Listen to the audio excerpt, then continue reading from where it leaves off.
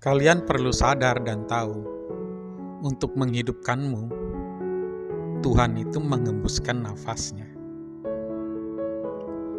Dan perlu diingat juga, Tuhan bernapas itu tidak seperti kita, menggunakan angin. Tuhan adalah roh. Tuhan yang menciptakan angin. Tuhan menyayangi kita. Dia menciptakan kita untuk hidup lebih baik dan baik, tidak ada hidup sengsara.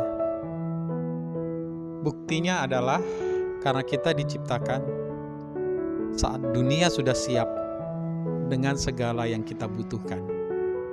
Itu tandanya bahwa kita seharusnya tidak ada yang susah. Hanya kita harus menemukan jalannya saja.